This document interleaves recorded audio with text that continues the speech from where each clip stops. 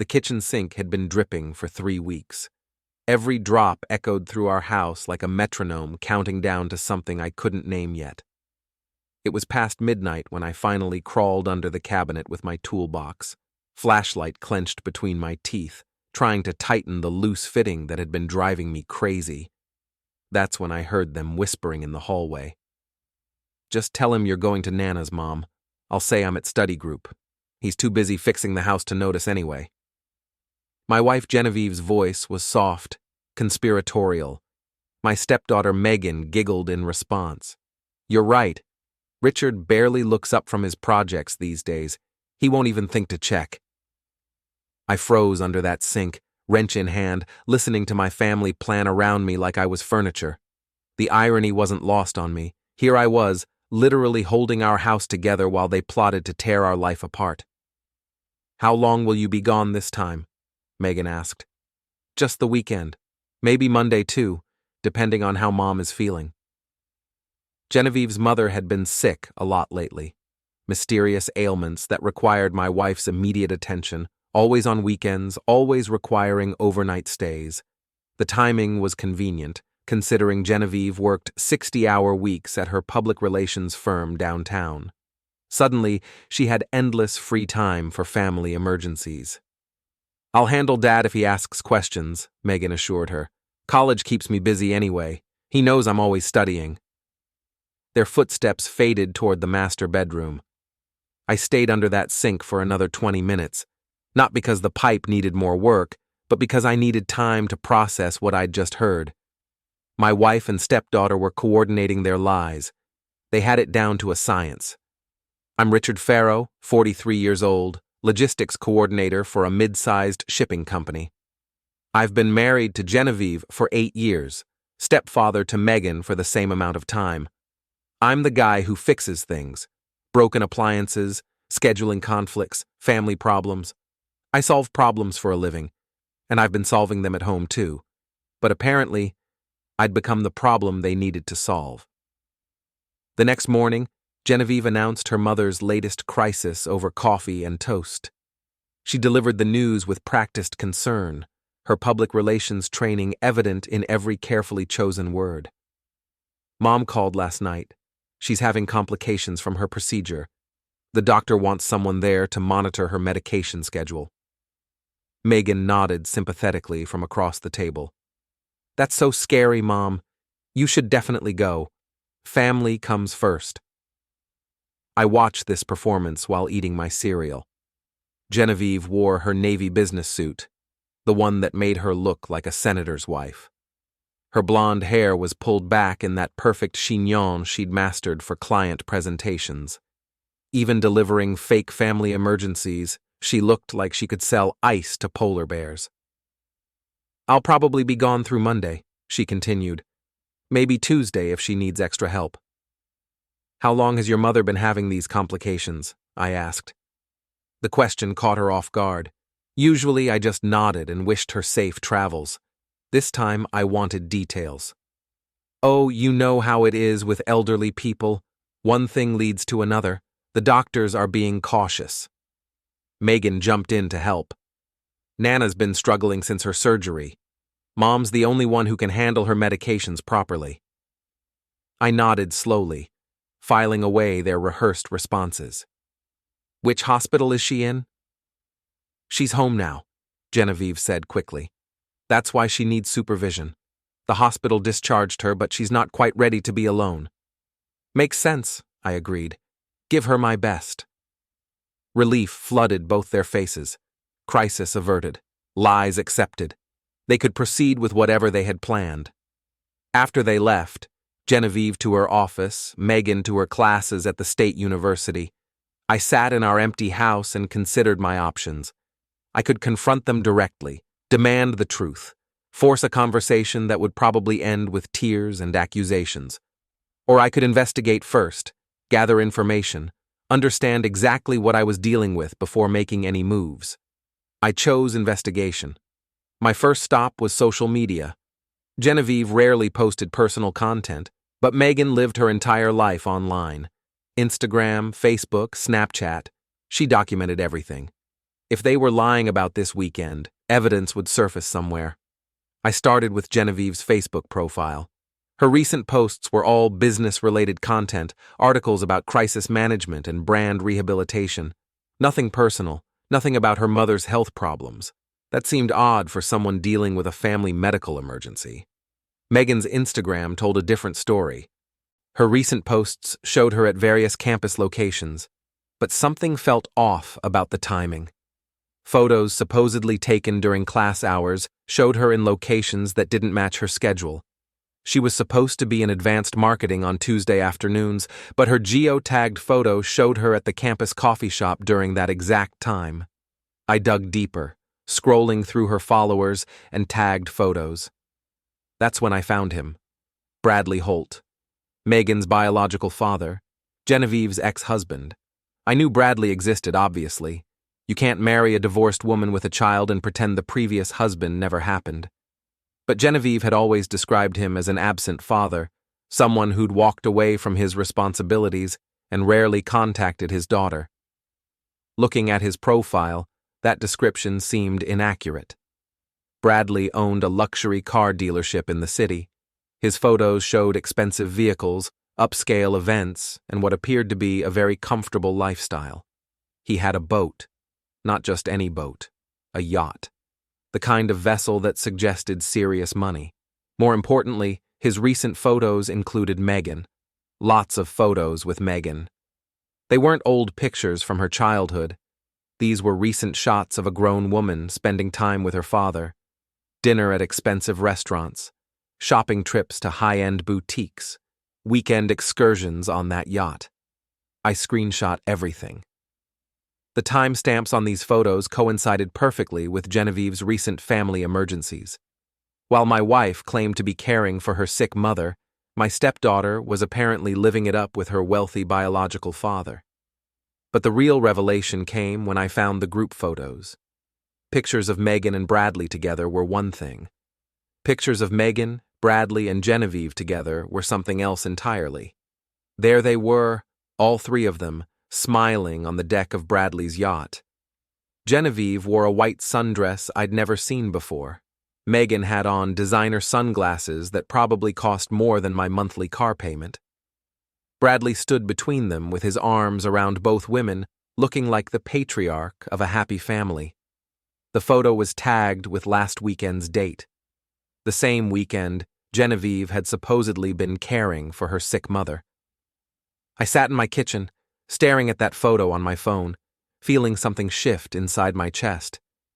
Not heartbreak. I'd been emotionally checked out of this marriage for months without realizing it. What I felt was something colder, more calculating. I felt like I was finally seeing the truth. My wife wasn't having an affair in the traditional sense. This was something more complex, more calculated. She was rebuilding her relationship with her ex-husband, using their daughter as a bridge, and lying to me about every aspect of it. The question was, what was I going to do about it? I could confront them when they returned from this weekend's emergency. I could demand explanations, threaten divorce, make ultimatums. I could play the role of the betrayed husband, complete with righteous anger and wounded pride, or I could be smarter about it. I opened my laptop and navigated to the university's student portal. As Megan's stepfather, I'd been listed as an emergency contact and authorized user since she started college. I'd been the one paying her tuition, after all. Genevieve contributed to household expenses, but Megan's education was my responsibility. $23,000 per semester, plus room and board, plus spending money, a significant investment in someone else's daughter. I logged into the payment system and reviewed Megan's account.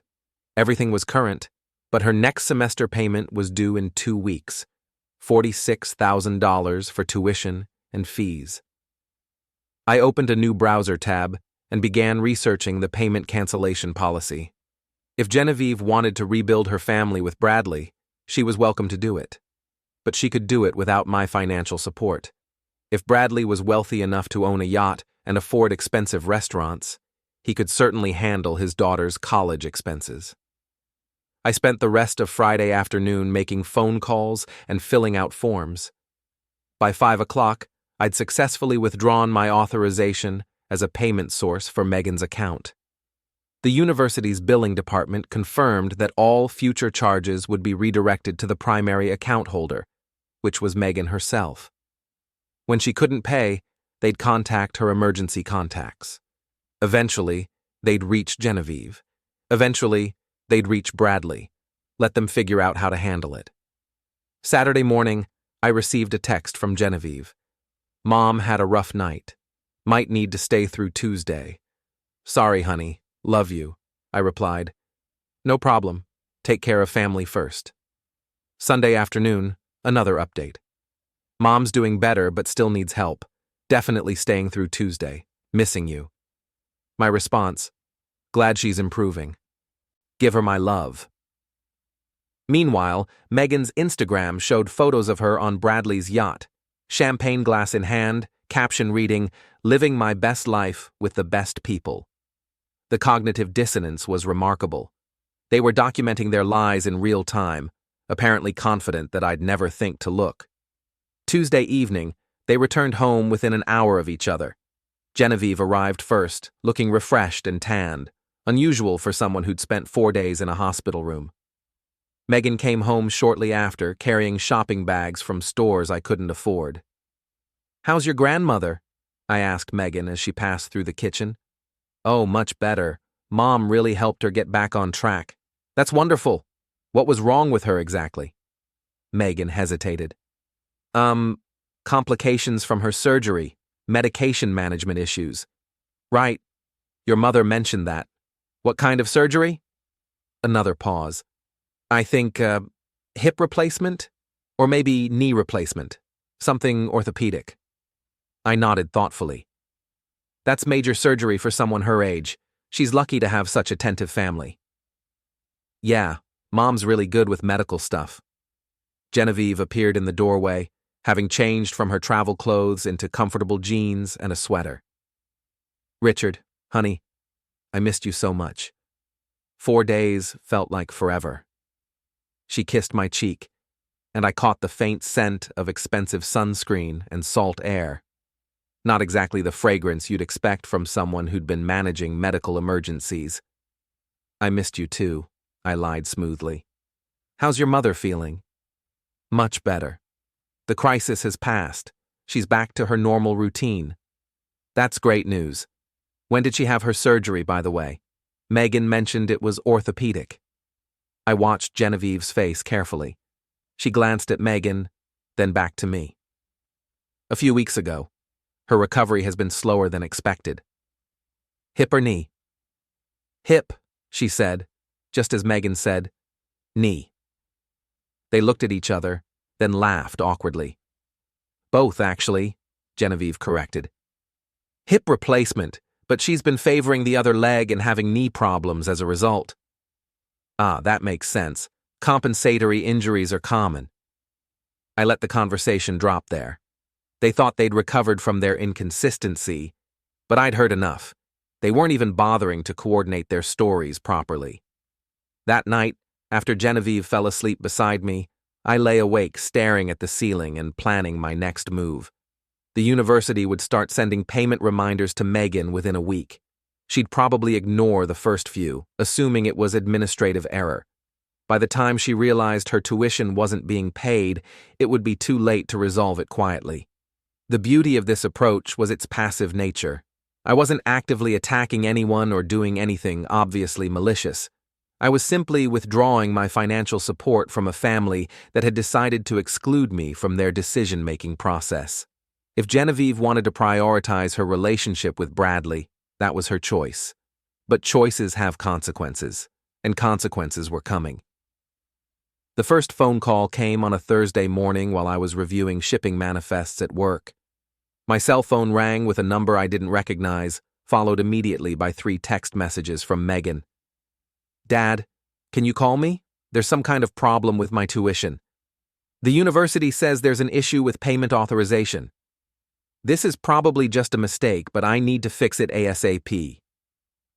I let the calls go to voicemail and didn't respond to the texts immediately. Part of my plan required patience. Rushing to solve this problem would defeat the purpose.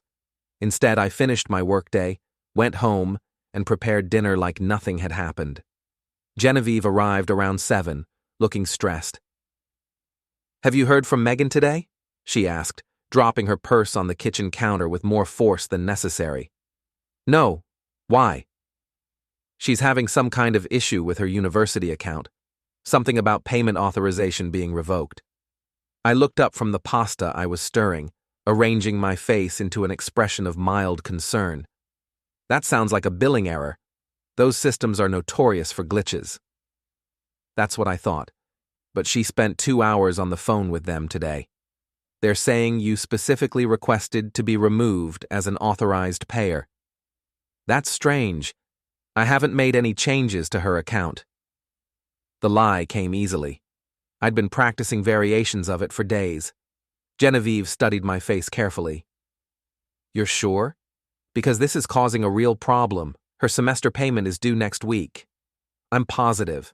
Have you tried calling them yourself?" "I'm not listed on the account. You set everything up when she started college." "Right. Because I'd been the one paying for everything, while Genevieve contributed to household expenses, and Megan enjoyed the lifestyle of a trust fund baby." "I'll call them tomorrow," I promised. "I'm sure we can sort this out." But I didn't call them the next day, or the day after that. By Monday, Megan was panicking. She showed up at our house unannounced, something she rarely did since starting college. I was in the garage organizing tools when she found me. "Richard, we need to talk." I looked up from the workbench where I was sorting screws and bolts.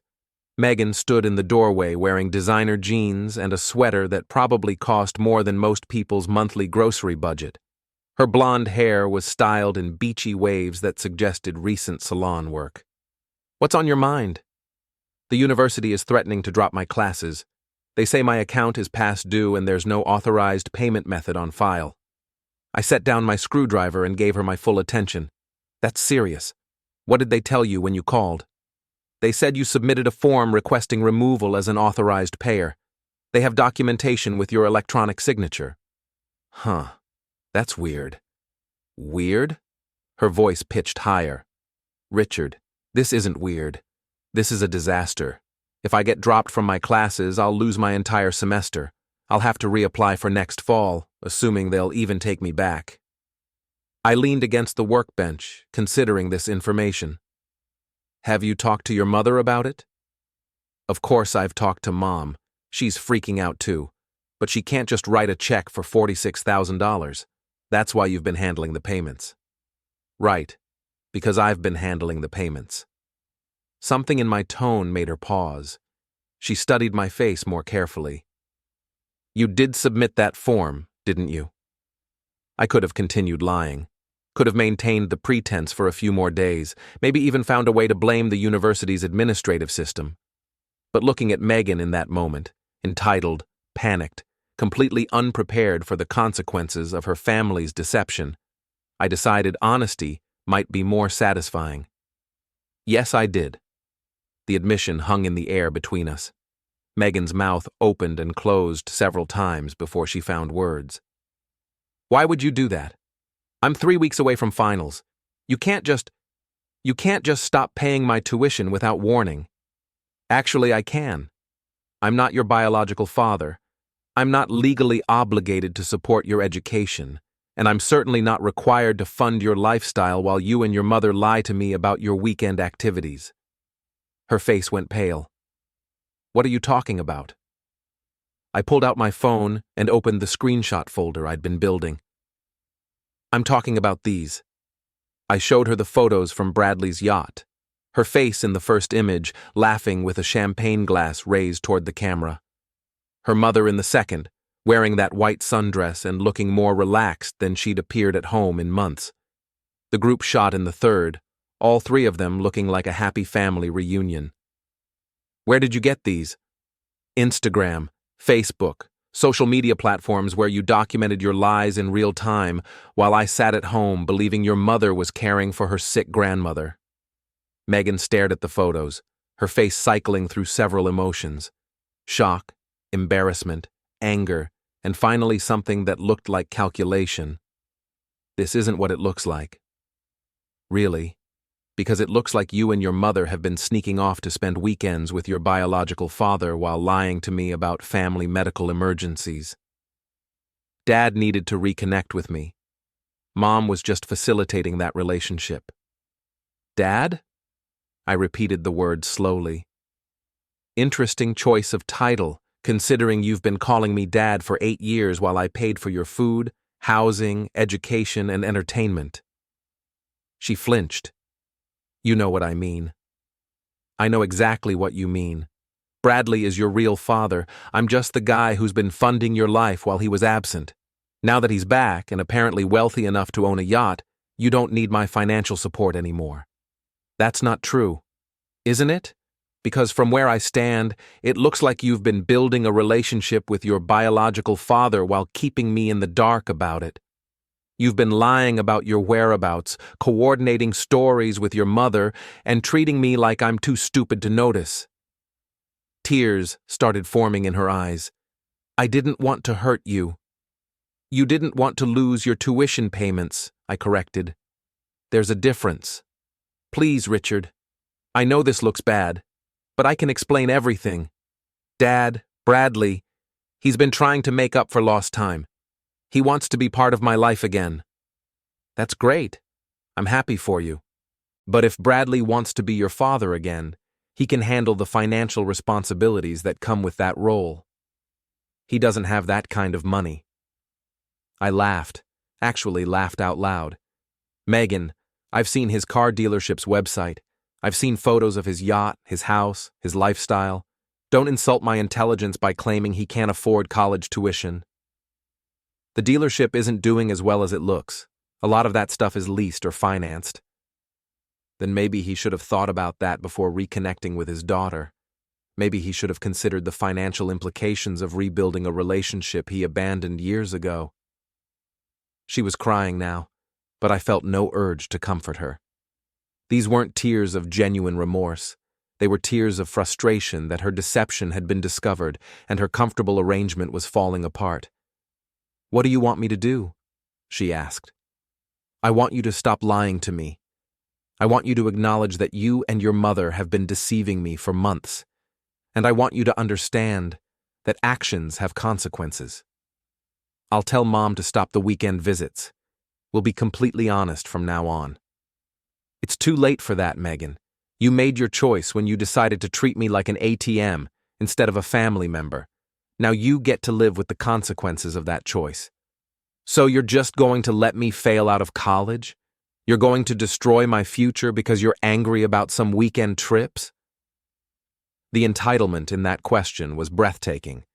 She genuinely believed I owed her a college education regardless of how she and her mother treated me. She couldn't understand why their deception would affect my willingness to support her financially. I'm not destroying anything. I'm simply declining to fund the education of someone who doesn't respect me enough to be honest about her family relationships. But I've been calling you Dad for 8 years. And you've been calling Bradley Dad for the past few months while lying to me about it. Apparently, the title doesn't mean much to you. She stood there crying, probably waiting for me to relent and offer to restore the tuition payments. When I didn't, she tried a different approach. What about Mom? Are you going to punish her too? I'm not punishing anyone. I'm making informed decisions based on new information about my family's priorities. She loves you, Richard. This thing with Bradley, it's not romantic. It's just about co-parenting. Co-parenting requires honesty, Megan. It requires communication and respect. What you and your mother have been doing is lying and deception. We were trying to protect your feelings. No, you were trying to protect your tuition payments. If you'd been honest from the beginning, if you'd said, I want to rebuild my relationship with my biological father, we could have had an adult conversation about it. Instead, you chose to lie and sneak around like teenagers. She wiped her eyes with the back of her hand, smearing her makeup. So what happens now? Now you figure out how to pay for your education. Maybe Bradley can help. Maybe your mother can take out loans. Maybe you can apply for financial aid or get a job. Those are all normal ways that college students fund their education. But the semester is already in progress. It's too late to apply for aid or set up payment plans. Then you should have thought about that before you decided to lie to the person who was paying your bills. I turned back to my workbench, signaling that our conversation was over. Megan stood there for another minute, probably hoping I'd change my mind or offer some kind of compromise. When I didn't, she finally left. That evening, Genevieve confronted me directly. Megan told me about your conversation today. I was reading on the couch, trying to finish a thriller novel I'd been working through for weeks. Genevieve stood in front of me with her arms crossed, wearing her courtroom expression, the look she used when she was about to deliver bad news to clients. What about it? You can't seriously be planning to let her fail out of college. I marked my place in the book and looked up at her. I'm not letting her do anything. I'm simply not paying for her education anymore. Because of some photos on social media? Because of months of systematic lying about your relationship with your ex-husband. She sat down on the coffee table, facing me directly. This was her crisis management posture, the stance she used when she needed to control a difficult conversation. Richard, I should have been more honest about the situation with Bradley. I know that. But this isn't the way to handle it. What would be the appropriate way to handle discovering that my wife has been lying to me for months? We should talk about it. We should work through it together. Like we worked through your decision to reconnect with Bradley? Oh, wait, we didn't work through that together. You made that decision unilaterally and then lied to me about it. She sighed, running her hands through her hair. Bradley reached out to Megan directly. She was confused about how to handle it, so she came to me for advice. And your advice was to lie to me? My advice was to take things slowly and see how the relationship developed before involving you in the drama. Drama. Interesting word choice. You know what I mean. Ex-spouse situations are complicated. I wanted to make sure Bradley was serious about being in Megan's life before we disrupted our family dynamic. Our family dynamic was already disrupted the moment you decided to exclude me from this decision. I was trying to protect you. From what? From exactly this. From the anger and resentment you're showing right now. I closed my book and set it aside. Genevieve, I'm not angry because Bradley wants a relationship with his daughter. I'm angry because you lied to me about it. I'm angry because you treated me like I was too fragile or too stupid to handle an honest conversation about a complicated family situation. That's not how I see it. How do you see it? She was quiet for a long moment, choosing her words carefully. Bradley made some mistakes when Megan was younger. He wasn't ready to be a father, and he walked away when things got difficult. But people change, Richard. He's in a better place now, financially and emotionally. He wants to make amends. That's great. I'm genuinely happy that he wants to be a better father, but that doesn't explain why you felt the need to lie to me about it. Because I knew you'd react like this. Like what? Jealous, threatened, possessive. The accusation stung because it contained just enough truth to be uncomfortable. I was threatened, but not in the way she meant. I wasn't worried about losing Megan's affection to her biological father.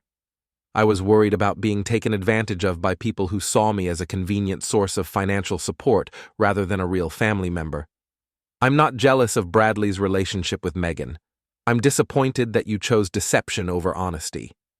So you're going to punish Megan for my mistake? I'm not punishing anyone. I'm making a practical decision based on our family's changing dynamics. What does that mean? It means that if Bradley wants to be Megan's father again, he can handle the financial responsibilities that come with that role. It means that if you want to prioritize your relationship with your ex-husband, you can do it without my subsidies. Subsidies? $23,000 per semester, Genevieve. Plus room and board, plus spending money, plus emergency funds when she needs them. That's not a small contribution to someone else's child. She's not someone else's child. She's been your stepdaughter for 8 years. And she's been lying to me for months while building a relationship with her biological father. Apparently, I'm replaceable. That's not true, isn't it? Because from where I sit, it looks like you've been preparing for exactly that scenario.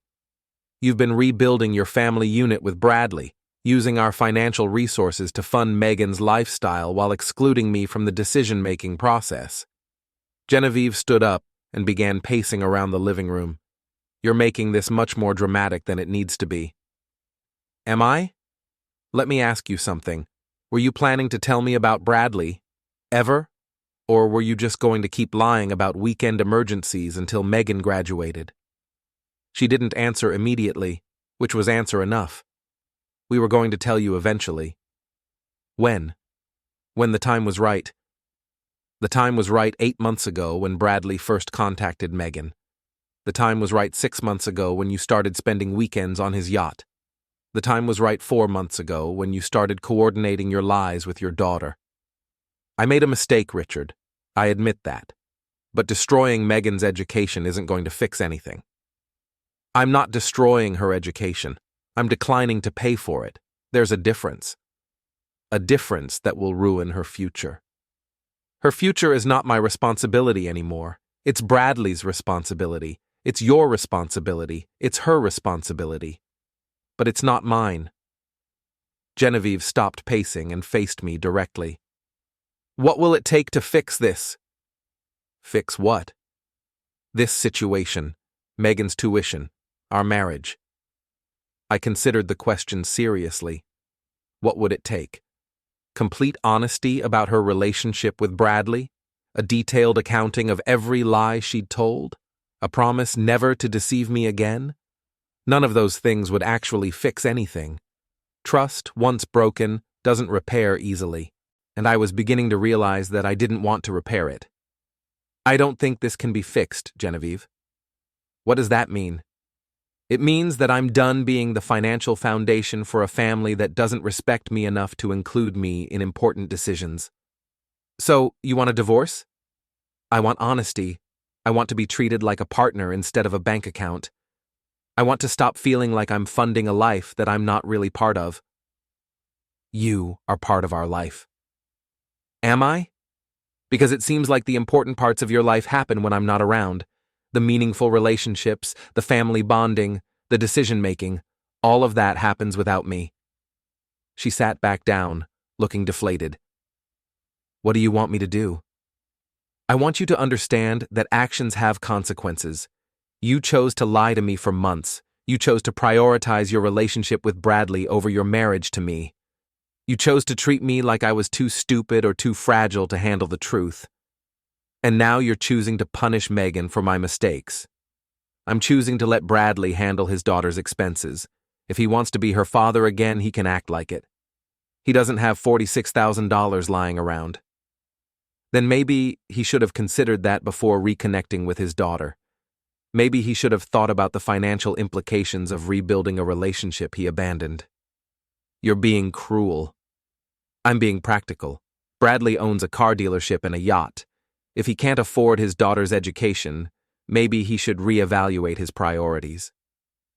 Genevieve stared at me for a long moment, probably trying to find some angle that would change my mind. When she didn't find one, she stood up and headed toward the stairs. This isn't over, Richard. Yes, it is. She paused at the bottom of the staircase. You're going to regret this. The only thing I regret is waiting this long to stop being taken advantage of.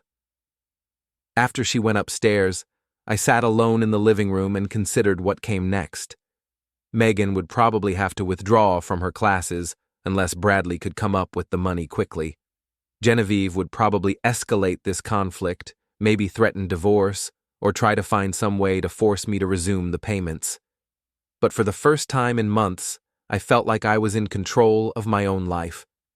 I was making decisions based on my own interests instead of just reacting to other people's lies and manipulations. It felt liberating. The university moved faster than I expected. By Wednesday morning, Megan's classes were officially dropped due to non-payment. She called me 17 times that day. I let every call go to voicemail. Her messages started desperate and became increasingly angry as the day progressed. "Richard, please call me back. They dropped all my classes. I need your help. This is insane. You can't just destroy my education because you're mad at Mom." "Fine, don't talk to me, but you're ruining my life over something that has nothing to do with me." "You know what? Maybe this is for the best. Now I can see what kind of person you really are." That last message made me smile. After 8 years of playing the role of grateful stepdaughter, Megan was finally showing her true feelings about our relationship. Genevieve took a different approach. She waited until Thursday evening to corner me in the kitchen while I was making dinner. "I talked to Bradley today." I continued chopping vegetables for the stir-fry, not looking up. "How nice for you. He's going to help with Megan's tuition." "Good. Problem solved." "It's not that simple, Richard. The university won't let her re-enroll mid-semester. She'll have to wait until spring to start again." "That's unfortunate." "Unfortunate?" Her voice rose. "She's going to lose an entire semester because of your petty revenge." I set down my knife and faced her. "It's not revenge, Genevieve. It's consequences. You and Megan made choices, and those choices have results." "What choices? Trying to rebuild a relationship with her father? Lying to me about it for months, treating me like I was too stupid to handle the truth, coordinating your deceptions like I was the enemy instead of your husband. We were trying to protect you. You were trying to protect your comfortable arrangement. You wanted Bradley's money and attention for Megan while keeping my financial support as backup." She leaned against the counter, looking exhausted. "That's not how it was." "Then explain how it was." "Bradley reached out to Megan last year. He said he'd made mistakes and wanted to make amends. Megan was curious but scared. She didn't know if she could trust him. So you decided to help her figure it out." "Yes. I thought if we took things slowly, let them build a relationship gradually, it would be healthier for everyone." "And lying to me was part of that healthy approach?" "I knew you'd be threatened by Bradley's return."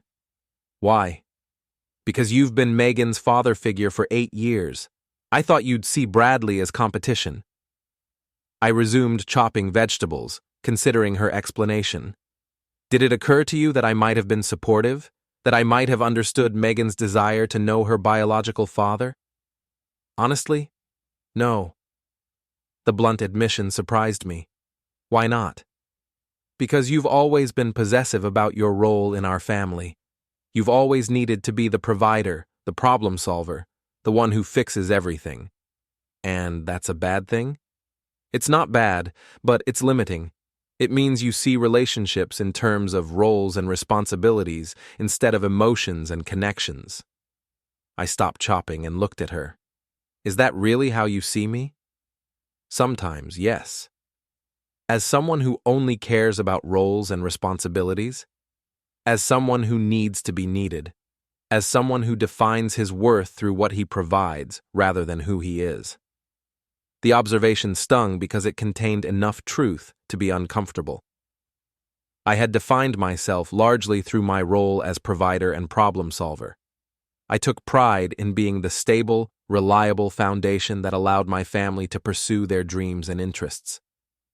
"So you thought I'd be jealous if Megan reconnected with Bradley because it would diminish my role in her life?" "Yes." "And you decided to handle that possibility by lying to me instead of having an honest conversation about it?" "I thought it would be easier." "Easier for who?" "For everyone. For you. Because you wouldn't have to deal with the complexity of the situation. For Megan, because she wouldn't have to navigate between two father figures. For me, because I wouldn't have to manage the conflict between you and Bradley." I resumed cooking, processing her explanation. "So, you made unilateral decisions about what was best for everyone without consulting the people involved." "I made practical decisions about a complicated situation." "You made selfish decisions about a situation you created by lying." "How did I create the situation?" "By choosing deception over honesty." by deciding that managing my feelings was more important than respecting my intelligence. I was trying to protect our marriage. You were trying to avoid an uncomfortable conversation. There's a difference. She was quiet for several minutes while I finished preparing dinner. When she spoke again, her voice was softer. What would you have said if I'd been honest from the beginning? I considered the question seriously. I would have said that Megan deserves to know her biological father. I would have said that Bradley's past mistakes don't necessarily disqualify him from being part of her life now. I would have said that we should support her decision to explore that relationship. Really? Really. But I also would have said that honesty was essential, that sneaking around and lying would damage our marriage more than Bradley's presence ever could. And you would have been right. Yes, I would have been right. So what happens now? Now you live with the consequences of the choices you made. Which means what, exactly? It means that I'm not paying for Megan's education anymore. It means that I'm not funding family activities that I'm not included in. It means that I'm not subsidizing relationships that are built on lies. And our marriage? Our marriage is something we'll have to figure out separately. Do you want to work on it? I plated our food and carried the dishes to the table. I don't know yet. What would it take for you to want to work on it? Complete honesty about your relationship with Bradley, a detailed accounting of every lie you've told me, and a genuine understanding of why those lies were damaging. And if I do those things, then we'll see. We ate dinner in relative silence, both of us lost in our own thoughts. Afterward, Genevieve helped me clean the dishes, something she rarely did on weeknights. Richard? Yes? I'm sorry. I know that doesn't fix anything, but I want you to know that I understand why you're angry. Thank you. And I want you to know that my relationship with Bradley isn't romantic. It really is just about co-parenting. I believe you. Do you? Yes. But that doesn't change the fact that you lied to me about it. I know. Or the fact that you're rebuilding a family relationship that doesn't include me. It could include you. How? You could get to know Bradley. You could be part of Megan's relationship with him. I dried the last plate and put it away before answering. Genevieve, I don't want to be part of Bradley's relationship with Megan. I want to be part of your relationship with me. What does that mean? It means that I want to be married to someone who includes me in important decisions. Someone who trusts me enough to be honest about complicated situations. Someone who sees me as a partner instead of a problem to be managed. I do see you as a partner. No, you don't. You see me as a provider, as someone who solves problems and pays bills and fixes things around the house. But you don't see me as someone worth consulting when important decisions need to be made. That's not true. When was the last time you asked for my opinion about something that mattered to you? She opened her mouth to answer, then closed it again. When was the last time you included me in a decision about Megan's future, or your career, or our family's direction? I include you in lots of decisions. You inform me about decisions you've already made. That's different. You're right. The admission surprised me. Thank you for acknowledging that. So, what do we do about it?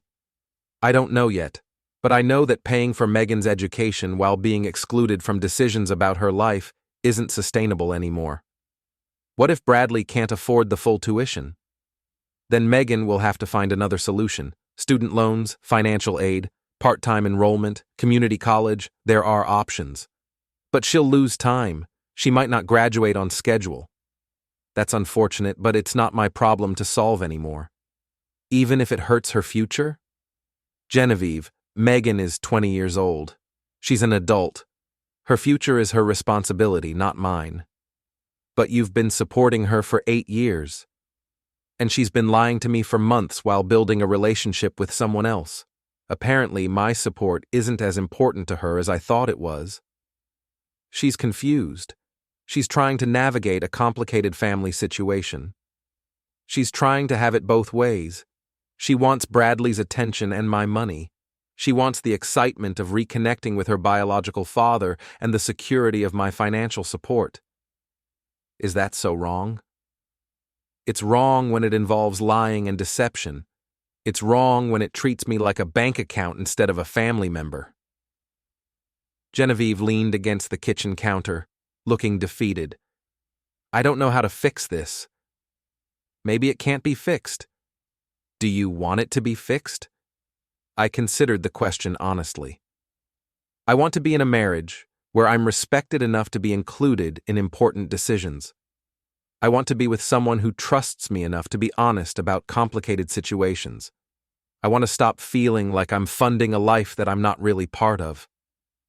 And if I can't give you those things, then we'll have to make some difficult decisions about our future. That night, I lay in bed listening to Genevieve cry quietly beside me. Part of me wanted to comfort her, to find some way to bridge the gap between us. But a larger part of me felt relieved that the truth was finally out in the open. For months, I'd been living in a house full of lies, funding relationships that excluded me, playing the role of the oblivious husband while my family built connections behind my back. Now, at least, everyone knew where they stood. Megan would have to find a way to pay for her own education. Genevieve would have to decide whether she wanted to be married to me or continue prioritizing her relationship with Bradley. And I would have to figure out what kind of life I wanted to build going forward. But for the first time in months, those decisions felt like they were mine to make.